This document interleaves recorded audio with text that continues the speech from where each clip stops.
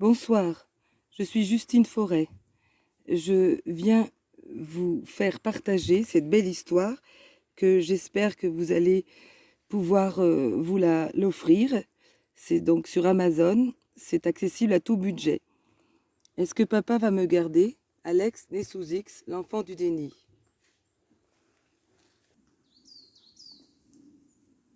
Pour ce soir, je vais vous lire la Déclaration des droits de l'enfant.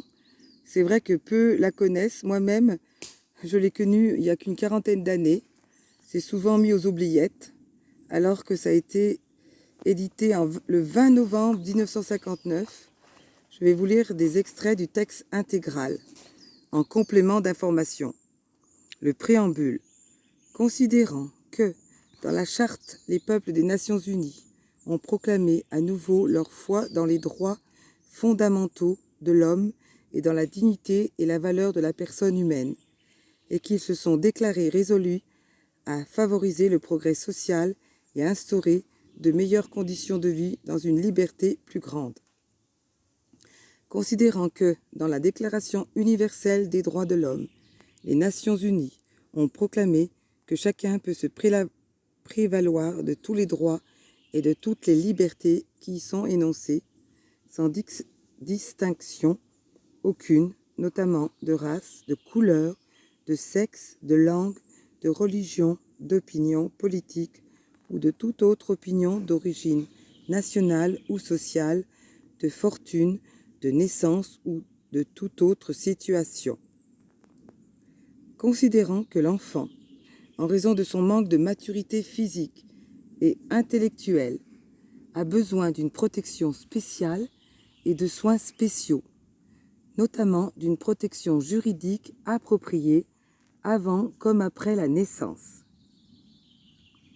Considérant que la nécessité de cette protection spéciale a été énoncée dans la Déclaration de Genève de 1924 sur les droits de l'enfant et reconnue dans la Déclaration universelle des droits de l'homme, ainsi que dans les statuts des institutions spécialisées et des organisations internationales qui se consacrent au bien-être de l'enfance.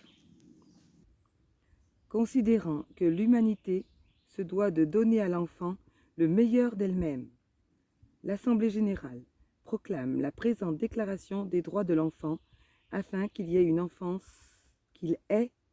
enfance heureuse et bénéficie, dans son intérêt comme dans l'intérêt de la société, des droits et libertés qui y sont énoncés.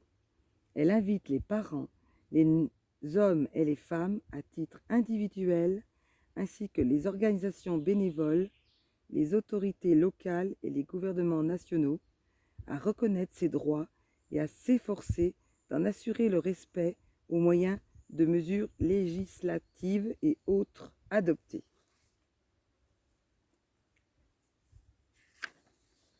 Progressivement en application des principes suivants. Donc j'ai voulu le premier principe, qui est également très intéressant. L'enfant doit jouir de tous les droits énoncés dans la présente déclaration. Ces droits doivent être reconnus à tous les enfants sans exception aucune et sans distinction ou discrimination fondée sur la race, la couleur, le sexe, la langue, la religion, les opinions politiques ou autres, l'origine nationale ou sociale, la fortune, la naissance ou sur toute autre situation que celle-ci s'applique à l'enfant lui-même ou à sa famille. Bien, chers lecteurs, chers amis, je vous dirai la prochaine fois le principe 2. Bonne soirée et à bientôt.